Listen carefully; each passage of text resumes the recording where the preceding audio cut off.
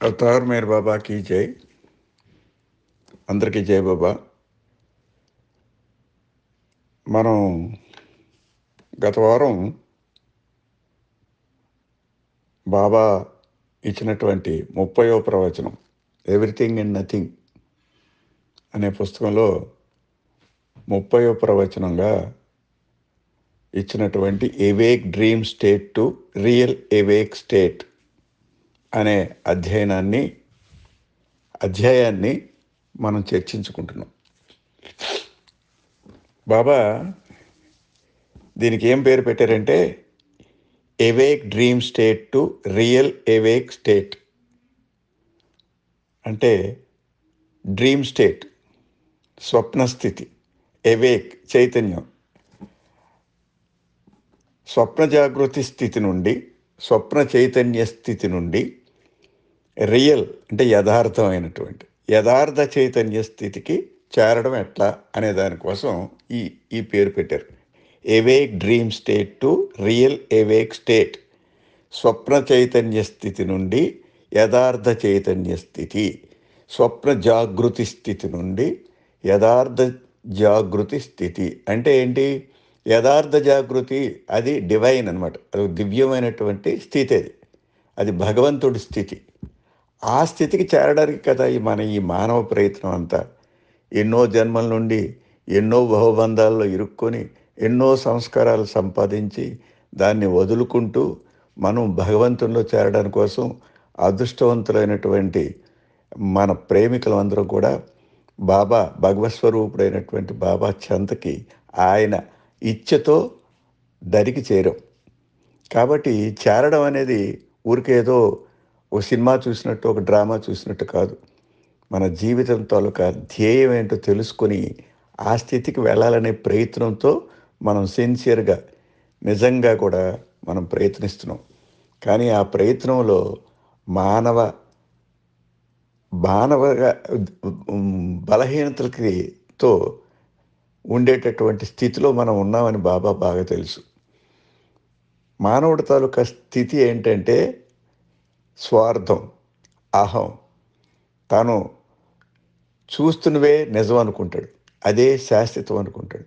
ఈ లౌకిక జగత్తే పర్మనెంట్, శాశ్వతమైంది, ఇందులోనే మనం ఆనందం అనుభవించడానికి జన్మించాము అనుకుంటాడు. కానీ ఇదంతా మాయ, ఇల్యూజన్, అజ్ఞానంతో కూడుకున్నటువంటి స్వప్న స్వారూప్యం కలిగినటువంటి. అంటే స్వప్నంలో ఏదేదో కంటాం, కలలు కంటూ ఉంటాం. అయితే తెల్లవారు లేచి వెంటనే మనకి తెలివి వచ్చింది అనుకోండి, ఇది ఎంత స్వప్నం కదా అని అనిపిస్తుంది. అది అశాశ్వతం అని అప్పుడు అర్థం చేసుకుంటాం. కాబట్టి ఈ దైవీ చైతన్య స్థితి, రియల్ ఎవేక్ స్టేట్, యథార్థ చైతన్య స్థితి కనుక ఒకంత అర్థమైందంటే మనం గడుపుతున్నటువంటి స్వప్నంతో సమానమైనటువంటిది, అశాశ్వతమైనటువంటిది, మాయాజనితమైనటువంటి, అజ్ఞానజనితమైనటువంటి ఈ భౌతిక జీవితం అస్సలు విలువలేనిది అని గ్రహించగలుగుతాం. కాబట్టి ఇప్పుడు మనకుండే బలహీనతలను బట్టి, పూర్వజన్మల నుండి మనం సంతరించుకున్నటువంటి ఈ సంస్కార భారాన్ని బట్టి మనం ఒక విధానమైనటువంటి స్వార్థ చింతనతో, అహంకారంతో, కోపోద్రిక్తులమై, ఈర్ష్యా జుగుప్సలతో మన జీవితాన్ని ప్రారంభించాం. అదృష్టవశాత్తు అర్హత కలిగిన వాళ్ళమై బాబాతో ఆహ్వానించబడి ఆయన కంపానియన్షిప్, ఆయన సాంగత్యంలో మనం హాయిగా గడుపుతున్నామే కానీ ఆ యథార్థ స్థితిని మనం అర్థం చేసుకోవటం లేదు. మీరు ఒకంత ఉత్తీర్ణులయ్యారు కానీ డిస్టింక్షన్లో మాత్రం పాస్ అవ్వలేదు అన్నట్టుగా బాబా మనకు అర్హత ఉంది కాబట్టి ఇట్లాంటి విషయాలు, రహస్యమైన విషయాలు ఈ పుస్తకం ద్వారా మనకు ఎరుకుపరుస్తున్నారు. అదే సమాజంలో సామాన్యులు ఉన్నారనుకోండి, అసలు భగవత్ ఉనికినే గుర్తించినటువంటి ఎంతోమంది ఉంటారు, వాళ్ళ దగ్గర చెప్పరు. అందుకే కాబట్టి ఆయన I come for selected few అన్నారు. మనకి అర్హత ఉంది కాబట్టి ఆయనతో ఎన్నుకొనబడి ఆయన చెంతకు మనం చేర్చబడ్డాం కాబట్టి ఆయన చెప్పిన విషయాలు ఆ నమ్మకంతో, ఆ విశ్వాసంతో మనం పరిశీలిస్తామని ఆయన ఆశిస్తున్నారు. కాబట్టి ఇప్పుడు మీరుండే ఈ స్వప్న సారూప్యం కలిగినటువంటి ఈ జీవితం నుండి ఆ యథార్థ చైతన్యం కలిగినటువంటి భగవంతుడి స్థితికి రావాలి అనే ఉద్దేశంతో అమితమైనటువంటి కరుణా కటాక్షాలతో బాబా ఈ అధ్యాయాన్ని మనకి బహూకరించడం జరిగింది. ఇందులో ఒకంత మనం జాగరూకులమై నిశ్చలమైనటువంటి మనసుతో విశ్వాసం గలటువంటి ధ్యేయంతో బాబా చెప్పిన ఈ మాటలన్నీ వినడానికి కోసం మనం ప్రయత్నిస్తున్నాం. గత వారం ఈ చాప్టర్ ప్రారంభించాం. ఒక 3-4 పారాగ్రాఫ్లు అయినట్టుగా ఉంది. కాబట్టి ఆ తర్వాత బాబా మనకి ఎట్లా ఎరుగుపరుస్తున్నారో ఆయన మాటల్లోనే మనం ఒకంత పరిశీలించి దానికోసం అర్థం చేసుకోవడానికి కోసం విశ్లేషాత్మకంగా మనం ప్రయాణం చేద్దాం. అయితే గత వారం ఎక్కడ ఆపామో అక్కడ నుండి ఈ వారం కొనసాగిద్దాం. ఒకంత 2-3 సెంటెన్సెస్ అవి మనం మననం చేసుకుంటే ఈ ఏ కాంటెక్స్ట్లో మనం గత వారం సమయ భావంతో ఆపామో ఆ తర్వాత మిగిలిన భాగం అంతా మనం పరిశీలించడానికి కోసం ప్రయత్నించుకుందాం. బాబా ఏమంటారంటే, ఇది నువ్వు స్వప్నావస్థలో ఉన్నావు, ఇదే శాశ్వతం అని అనుకుంటున్నావు, ఇది శాశ్వతం కాదు. ఎందుకంటే నువ్వు స్వప్నంలో ఉన్నావు. నీ స్వప్నంలో ఉండేటటువంటి అనుభూతుల్ని అవన్నీ కూడా నీకు తెలివొచ్చిన వెంటనే మేల్కొల్పిన వెంటనే అవన్నీ అదృశ్యమైపోతాయి. అట్లాంటిది జీవితం కూడా ఒక స్వప్నంతో సమానమైంది. ఇది యథార్థ స్థితి కాదు. నువ్వు యథార్థ స్థితి గనక నువ్వు కనుక్కున్నట్టయితే ఈ స్వప్న జగత్తంతా ఆ క్షణంలోనే మాయమైపోద్ది. ఇది స్వప్నంతో సమానమైన జీవితాన్ని నువ్వు గడుపుతున్నావు. ఇది శాశ్వతం అనుకుంటున్నావు, ఇది సంతోషం అనుకుంటున్నావు, ఇందులో దుఃఖమే దుఃఖం అనుకుంటున్నావు. ఈ దుఃఖం ఎందుకు వచ్చిందో, దేనికోసం వచ్చిందంటే నీ యథార్థ స్థితి తెలుసుకోవడం కోసం ఈ దుఃఖానుభూతిని కలిగిస్తూ ఉంటాను అని చెప్పి అనేకసార్లు చెప్పారు. ఈ విషయాన్ని ఎన్నిసార్లు మనం చెప్పుకున్నా మనం అందుకోవలసిన ఆ స్థానాన్ని అందుకోలేక మళ్ళీ జారుతూ ఉంటాం కనుక ప్రతిసారి ఇదే చెప్తుంటారు. ఒకసారి చూస్తే బాబా చెప్పిందే చెప్తుంటారు. ప్రతి డిస్కోర్స్ తాలూకా అర్థం ఏంటంటే భగవంతుడిలో విలీనం అవడమే కదా. మన ధ్యేయం మానవ జీవితం తాలూకా ధర్మం, మానవ తాలూకా కర్తవ్యం ఏంటంటే భగవంతుల్లో లీనం అవ్వడం. దానికోసం వివిధ రీతుల్లో వివిధ మార్గాల ద్వారా భగవంతుని చేరడానికి కోసం ఆయన వివిధ రీతుల్లో ఈ విషయాన్ని మనకు బోధపరచడానికి కోసం ప్రయత్నిస్తూ ఉంటారు అన్నమాట. అందుకని ముందు అన్నిటికీ మనకు బంధం ఏంటంటే యుగో అంటే అహం, నేను, నాది అని ఒక ప్రత్యేకమైనటువంటి వ్యక్తిత్వాన్ని కలిగి అదే మన సొంతం అనుకొని దాని మూలాన్ని ఈ ప్రపంచాన్నే శాసిద్దాం అనుకొని అంతటి స్థితికి అజ్ఞానంతో పూర్వజన్మ సంస్కార భారంతో మనం ఆ స్థితిలో ఉన్నాం గనక ఇదంతా అశాశ్వతమైంది, ఇది స్వప్నంతో సమానమైంది, కాబట్టి ఇది విడనాడండి అని చెప్పడం కోసం బాబా అనేక విధాలుగా అనేక రూపాల్లో అనేక మార్గాల్లో మనకి ఇది వ్యక్తపరుస్తూ ఉంటారు. ఏమన్నారంటే లాస్ట్ వీక్ మనం చదివింది, మనం అర్థం చేసుకున్నది ఒకంత మననం చేసుకుని దాని కంటిన్యూషన్, దాన్ని కొనసాగించడానికి కోసం ప్రయత్నిద్దాం. Through the ego mind you have become individualised and the one indivisible soul is infinitely divided. అంటే అహంకారంతో కూడుకున్నటువంటిది. అహంకారం అంటే తలబిరుసు అది కాదు, అది అందులో ఇంక్లూడ్ అయినప్పటికి కూడా ఇక్కడ ఈగో అంటే నువ్వు ఒక ద్వైత భావంతో నేను వేరు ప్రపంచం వేరు, నేను వేరు ప్రపంచం వేరు, నాకే ఈ అనుభవించవలసినటువంటి హక్కు నేను సంపాదించుకోవాలి అనుకుని through the ego mind you have become individualised. నీకు ఒక వ్యక్తిత్వం ఏర్పరచుకున్నావు. నేను అంటే నేను అనేది ఎవరు? నువ్వు అనేది భగవంతుడు. అది అర్థం చేసుకోకుండా నేను అన్నది ఈ భౌతికంగా కనిపిస్తున్నటువంటి ఈ శరీరానికి, ఈ నామానికి, ఈ రూపానికి, ఈ ప్రాంతానికే ప్రాముఖ్యత ఇచ్చుకొని నేను అనుకుంటూ దానికి కారణం ఏంటి? ఈగో మైండ్ అంటే అహంకారపూరితమైనటువంటి మనస్తత్వం. You have become individualised. నువ్వేమో ఒక వ్యక్తిగా ఈ ప్రపంచం వేరు, నేను వేరు, నాకే ఈ హక్కులు ఉన్నాయి, నేను అనుభవించాలి, నేను సంపాదించాలి, నేను సంతోషించాలి అని ఇట్లా నువ్వు అనుకుంటూ అండ్ వన్ ఇండివిజిబుల్ సోల్ అంటే ఆత్మలో అనేక ఆత్మలు ఉండవండి. ఇదొక ఆత్మ, అదొక ఆత్మ, నీలో ఉన్నది ఒక ఆత్మ, నాలో ఉన్నది ఒక ఆత్మ, దోమలో ఉంది ఒక ఆత్మ, పుల్లో ఉంది ఒక ఆత్మ ఉండదు. ఆత్మ అనేది ఒకటే. అన్నింట్లోనే నిండుకొని ఉన్నాయి. అన్నింట్లో నిండుకొని ఇండివిజిబుల్ అసలు అది ఏర్పాటు చేయలేనటువంటి ఆ ఆత్మని అనేక విధాలుగా ఇన్ఫినిట్లీ డివైడెడ్ అనేక విధాలుగా మనం మొక్కలు చేసుకుంటున్నాం. అంటే ఏంటి? దానికి ఒక ఉదాహరణ మనం ఎన్నోసార్లు చెప్పుకున్నాం. ఆకాశం అనేది శూన్యం కదా! ఆ ఆకాశం అనేది ఒక ఆత్మతో పోల్చినట్టయితే, ఆ ఆకాశం లేని ప్రాంతం ఎక్కడైనా ఉందా? ఉండదు. మనం అనుకుంటే తెలీదు. అదేంటిది ఆకాశం పైన ఉంది కదా! నీలింగా ఉంటది. అన్నింట్లో ఎక్కడ నిండి ఉంటది అనుకుంటున్నారు. ఆ ఆకాశం అనేది శూన్యం. నువ్వు ఆకాశాన్ని పట్టుకోవడం కోసం ఒక వ్యా అంతరిక్ష నౌకేసుకున్నా సరే ఆకాశం నీకు అందదు. నిన్ను అందనంత దూరంలో ఉంటది. అంటే అదంటే అంతా శూన్య ప్రదేశం. ఆ శూన్యం అంతా అంటే ఆకాశాన్ని అని మనం అనుకుంటాం. ఆకాశం ఎక్కడుంది అంటే ప్రతి దాంట్లో ఉంది. ఎక్కడైతే ఇప్పుడు కుండ తీసుకోండి. ఆ కుండలో మధ్యలో ఆ అంచులు లోపల ఉన్నదంతా కూడా ఆకాశమే కదా! ఒక చెంబు తీసుకున్నా అదే. బిందె తీసుకున్నా అదే. ఎక్కడైతే ఏది పదార్థం కూడా భౌతికమైనటువంటి పదార్థం ఉండదో, కనిపించిన పదార్థం ఉండదో, మిగిలినదంతా కూడా ఆకాశమే. కాబట్టి ఘటంలో ఉన్నది కూడా ఆకాశమే. కానీ అదేమనుకుంటదంటే నేను ఘటాకాశాన్ని అనుకుంటది. అంటే నేను కుండలో ఉండే ఆకాశాన్ని, నేను ముంతలో ఉండే ఆకాశాన్ని, నేను బిందులో ఉండే ఆకాశాన్ని. ఆ శూన్యానికి శూన్యం అనేది ఒకటైనప్పటికీ, ఆ శూన్యం వివిధ రీతుల్లో ఎప్పుడైతే నేను కుండను అనుకున్నంత వరకు, ఆ కుండలో ఉండే శూన్యం కుండాకాశం అనుకుంటుంది. బిందులో ఉండే శూన్యాన్ని బిందాకాశం. కానీ శూన్యం అనేది ఇన్ని ఆకాశాలు ఇన్ని శూన్యాలు ఉండవు కదా! ఒకటే శూన్యం. ఒకటే ఆకాశం. ఆకాశం ఏ ఎందులో ఇమిడి ఉంటే అది దాని పేరు తెచ్చుకుంటుంది. అలాగే ఈ పరమాత్మ అనేది పరమాత్మ మాత్రమే ఉన్నది. ఇంకేమీ లేదు. పరమాత్మ అనేది ప్రతి ఆత్మలోనూ ఉంటుంది. అంటే మనం ఏదైతే ఇండివిడ్యువల్ నా పేరుతో నేను అనుకుంటున్నానో అందులో కూడా ఆ ఆత్మ ఉంది. కానీ నాది ఒక ప్రత్యేకమైన ఆత్మ. నేను ఈ ప్రపంచాన్ని శాసించాలి. నేను సంపాదించాలి. నేను పాండిత్యం పండితుడినవ్వాలి.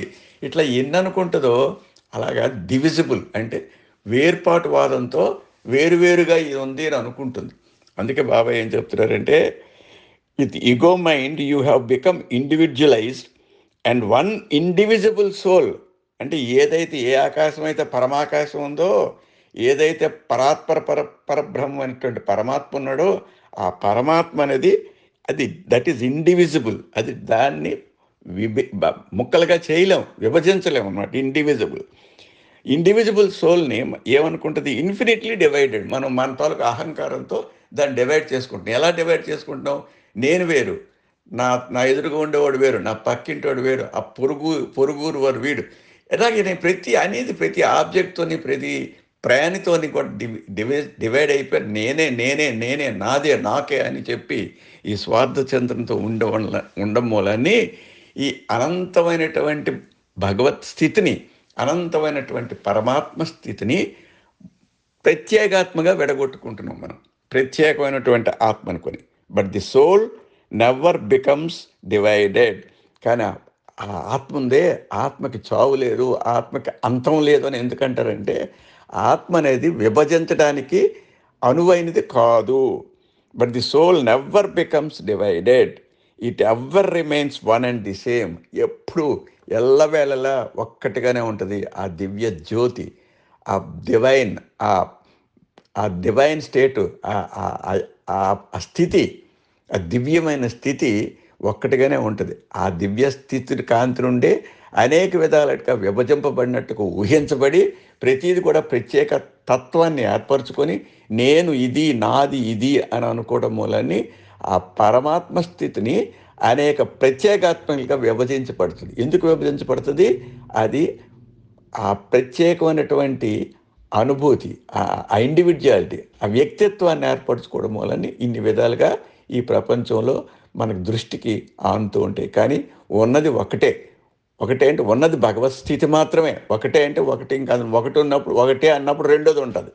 ఒకటే అనడానికి కూడా లేదు. ఉన్నది భగవత్ స్థితి మాత్రమే.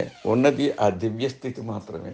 ఆ దివ్య స్థితిని మనం అనేక విధాలుగా ఈ ఈ ప్రత్యేకమైనటువంటి ఆత్మలుగా మనం విడగొట్టుకుంటున్నాము అని బాబా చెప్పాడు. చూసారా ఎంత లోతైనటువంటి ఆధ్యాత్మిక చింతన, అద్వైత చింతన మనకి మెదడులో, మన మైండ్లో ఆయన విత్తనంగా నాటాడనమాట. అంటే నువ్వు అనుభవిస్తున్న ఏది కూడాను శాశ్వతమైనది కాదు.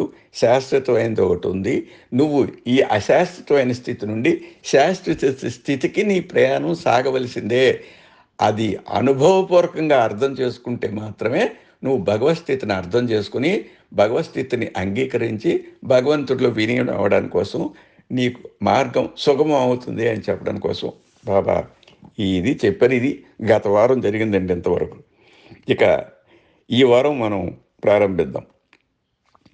You are really the infinite soul, but you identified your self with a finite mind and so you have to suffer. నువ్వు నిజంగా కూడాను అనంతమైనటువంటి ఆత్మవి, అంతం లేనటువంటిది, అవధులు లేనటువంటిది, ఉన్నది మాత్రమే అయినటువంటిది ఆ అనంతాత్మ తాలూకా నువ్వు రియల్లీ ది ఇన్ఫినిట్ సోల్. నువ్వు కూడా అనంతాత్మ తాలూకా ప్రతిరూపమే. నువ్వు అనంతాత్మలో ఇమిడి ఉన్నావు. నీకు రూపం అంటూ లేదు. అనంతాత్మలో నిండి ఉన్నావు.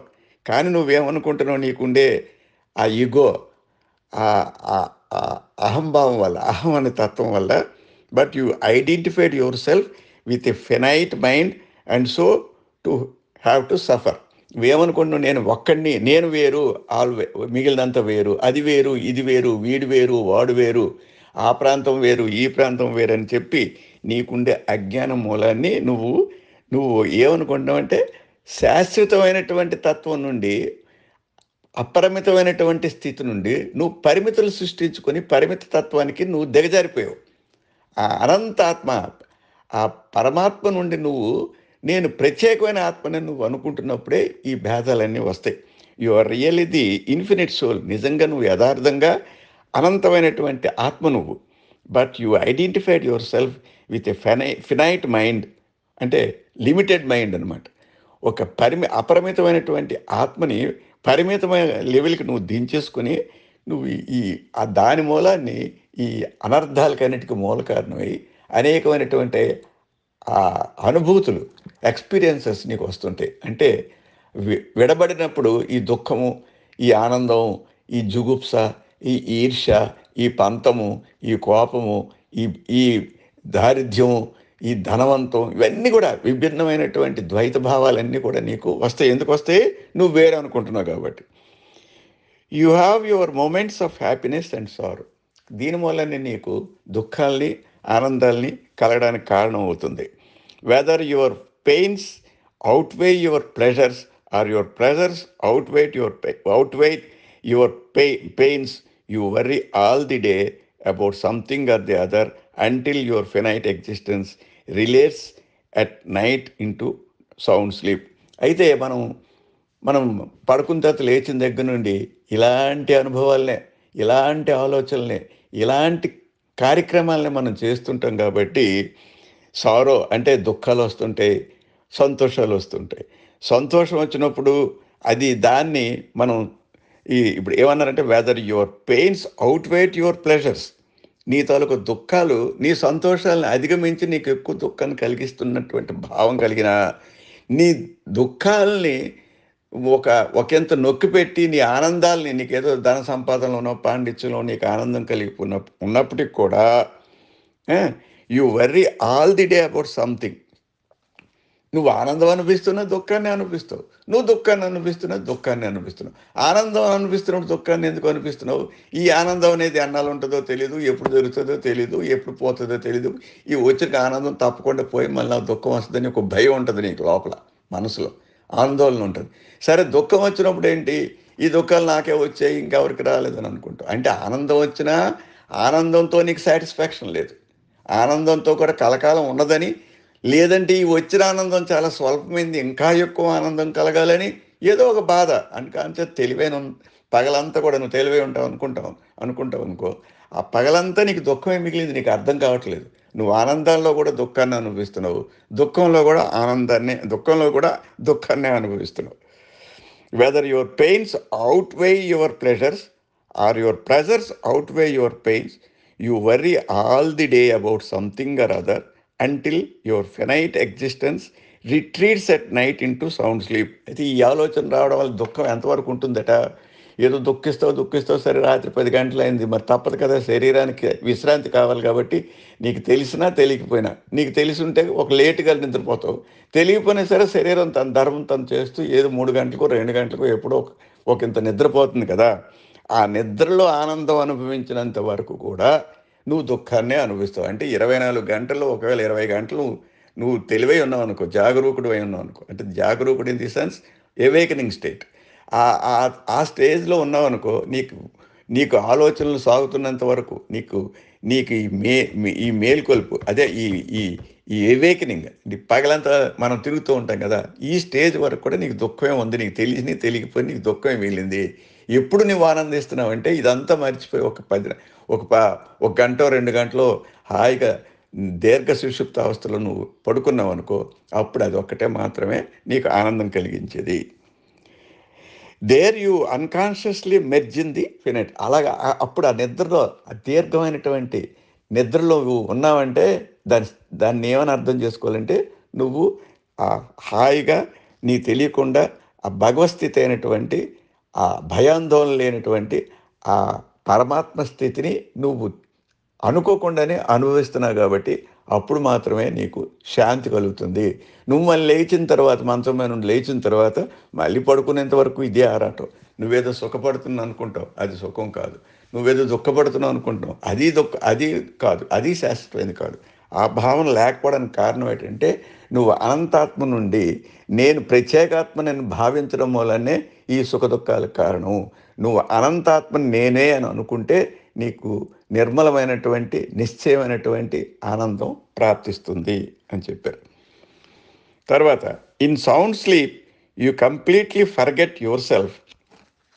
You completely forget your self and your surroundings, your thoughts and emotions around which are ranged your ideas of imagined happiness and sufferings. But this respite is short-lived. అయితే దీని కారణం ఏంటంటే, నీ తాలూకా sound sleep you completely forget. నువ్వు ఎప్పుడైతే హాయిగా నిద్రపోయావో నువ్వు అన్నీ మర్చిపోతావు కాబట్టి, తప్పకుండా బాడీ విశ్రాంతిలో ఉంటుంది కాబట్టి, ఏ ఆలోచనలు రావు కాబట్టి, ఏ కుదుపులు నీ మనసులో ఉండవు కాబట్టి, నువ్వు హాయిగా ఆనందాన్ని అనుభవిస్తుంటావు. ఇవన్నీ మర్చిపోతావు. ఉదయం జరిగినటువంటి ఘర్షణ అంతా, పగలు మనం పడినటువంటి బాధ అంతా కూడా ఒకంత మర్చిపోవడం మూలాన్ని నీ పరిస్థితులు, నీ పరిసర ప్రాంతాలని, నీ ఆరాటానికి కారణమైనటువంటి పదార్థాలని, వస్తువుల్ని అన్నిటినీ విడనాడతావు కాబట్టి, అప్పుడు your thoughts and emotions around which are raised are your ideas of imagined happiness and sufferings. ఇవన్నీ ఇక నువ్వేదో ఊహించుకున్నటువంటి సంతోషాల్ని, ఊహించుకున్నటువంటి దుఃఖాల్ని, ఇవన్నీ దుఃఖం ఎందుకంటే ఊహించడం అని అన్నారంటే అది అవి శాశ్వతమైన కావు కాబట్టి. ఏ ఆనందాన్ని నువ్వు అనుభవిస్తున్నా, ఊహించుకుంటున్నా అది శాశ్వతమైంది కాదు. ఏ దుఃఖాన్ని నువ్వు అనుభవిస్తున్నా, ఒకవేళ దుఃఖం వస్తుందని భయపడినా, రేపు ఎప్పుడో వస్తుందని భయపడుతున్నా, అవి కూడా శాశ్వతమైంది కాదు. ఈ అశాశ్వతమైనటువంటి ఒడిదుడుకులు మనసు నుండి ఆ క్షణాన్ని దీర్ఘ నిద్రలో ఉన్నప్పుడు ఆ క్షణాన్ని నువ్వు విస్మరిస్తావు కాబట్టి నువ్వు ఆనందాన్ని అనుభవించగలుగుతున్నావు. But this respite is short lived. కానీ ఇది ఒక స్వల్పకాలంలో మాత్రమే అనుభూతి ఉంటుంది. ఎప్పుడు పడుకున్నప్పుడు మాత్రమే. అది నిద్రపోతావు 3 గంటలో, 5 గంటలో, 6 గంటలో. ఆ నిద్రకాలమే మళ్ళీ లేచిన తర్వాత నీ ఆరాటం, నీ ఆందోళన ఇవన్నీ సహజమే. కాబట్టి నీకు ఆ స్థితిని పెర్మనెంట్గా చేసుకోవాలనుకుంటే నువ్వేం చేయాలి అనేది ఈ చాప్టర్లో బాబా చెప్పాలని తలిచారు. ఇప్పటికి మనకి 23 నిమిషాలు అయిపోయింది. ఇలా ప్రతిరోజు కూడా ఎక్కువసేపు చెప్పడం బాగుండదు కాబట్టి ఈ వారంకి ఎక్కడ ఆపుదాం. వచ్చే వారం మళ్ళీ ప్రారంభిద్దాం. అవతార్ మెహర్ బాబాకి జై.